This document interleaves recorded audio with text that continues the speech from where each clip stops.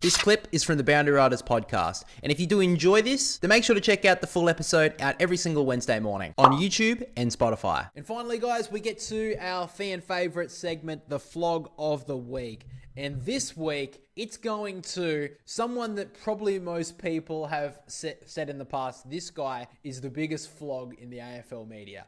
Now, I personally don't mind him, but I think this take is terrible.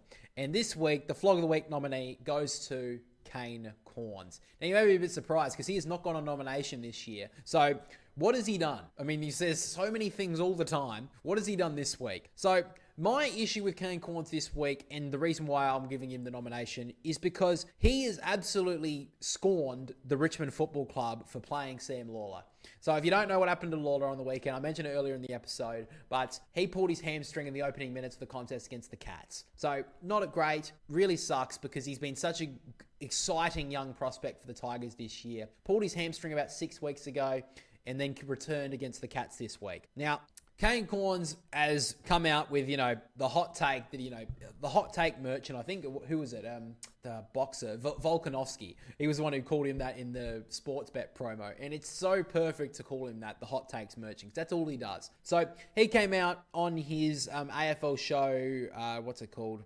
Last Takes or something. What's it called again? Fuck, I forgot. First Up. So he came up on his show, on the AFL First Up show, and said that he thought the risk of playing Sam Lawler seriously backfired on the club this week. And now you may think that it was a risk to play him. However, according to the Richmond doctors, who are, medical experts, by the way, said that the reason why he didn't play last week is because they wanted to be super cautious on him. So they played him this round, and unfortunately, he pulled a hamstring. Something that is been an issue for him in the past, Sam Lawler. Now, you may think, yes, they should have rested him again. However, the route that Kane Cornes goes down here is unbelievably stupid. So the person who's on his co-host on the show, Sarah Ollie, actually says to him, that the Richmond Football Club came out and said that they, rested him last week because they wanted to give him extra time to have his hamstring heal and give him that extra precautionary week to then give him a go, and he should be fine. And maybe it was just bad luck. And he was like,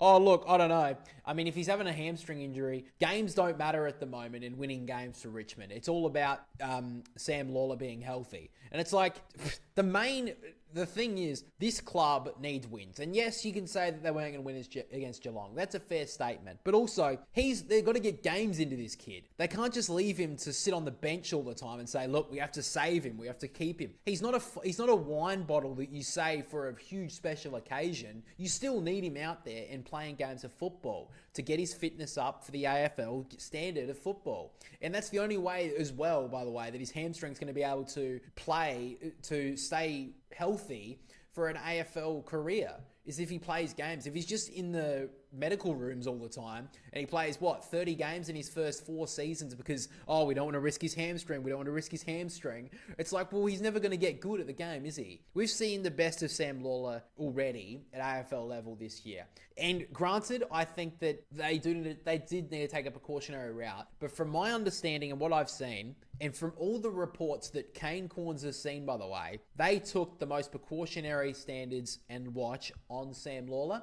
And unfortunately, he just pulled his hamstring. Why isn't Kane having why isn't he having this stance on other players pulling their hamstrings in the opening term? For example, Radicalea pulled his hamstring in the opening term for Port Adelaide on the weekend. Why isn't he getting all up in arms saying that Radicalea wasn't prepared for the game? Why? And I'm not someone who really sits on the side of Port Adelaide, he never takes aim on them, because I actually think he does to every now and then. He's definitely not as harsh as he probably should be on Port Adelaide, but there are times when he will go at them and, call them out for incidents in the game. But why is he so hell-bent on calling Sam Lawler, calling out the Richmond Football Club for this, when it's a double standard, right? Like, why is he not calling out other clubs for this? He'll call out a Harley Reid for not being fit enough, but then he won't call out other players for not doing it, or they're not prepared for it. So I just think that he's got to either call them all out, or you don't call any of them out. And I really hate the nitpicking that he does, that he picks on this player or picks on this club. It's really getting old, and even though I don't necessarily agree with what North Melbourne did about Harry Sheezel, I 100% understand why they did it and banned him from coming into the club rooms. Because it was almost like he was fixated on Harry Sheezel, not getting enough scoring involvements and not being used enough or forward of the ball. He was so adamant on it, and the club eventually said, look, we don't want to hear it from you. We don't want you in the rooms. Why would we want someone in the rooms dealing with this crap from you? So I think that Richmond, calling them out on this is incredibly dumb when the reporting even came out from the club before the game, by the way, that he could have played last week. So why would they say that if there was a risk? Because now they would look stupid. If they didn't say anything, they said, look, Lawler is ready to go.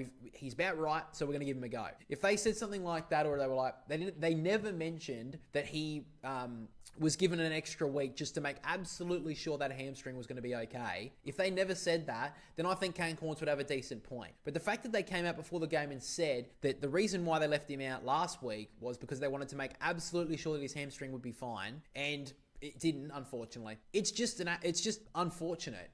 Injuries happen in football. Hamstrings do happen. To say that he was unprepared or that they were risking him is so shit and so dumb. You're not a doctor, Kane. You can't say that he was 100%. He was like going into this game with an injury cloud, or there was a huge risk to be taken, because I don't think there was. I think it was just unfortunate what happened. And to say that the games don't matter or the wins don't matter, I'm sure the Richmond Football Club give a fuck about it. I'm sure the Richmond fans give a shit. So to say that it doesn't mean anything, the games don't really matter for him right now. It's like, of course they fucking matter. They need to get games into this kid. And the fact that they're not, the fact that you're saying, they should have rested him for another week or another week or another week. Literally what he said in the show is like, if he's not exactly, if they're not, if they're not being precautionary with it, if that wasn't precautionary enough, they should have rested him another week and another week. All right, well, why don't we just rule him out for the rest of the fucking season or the next 2 years so he can get his fitness absolutely right. Anyway. That's my rant for this week, guys. That's the flog of the week going to Kane Cornes. It's just ridiculous the way he came out and said about that.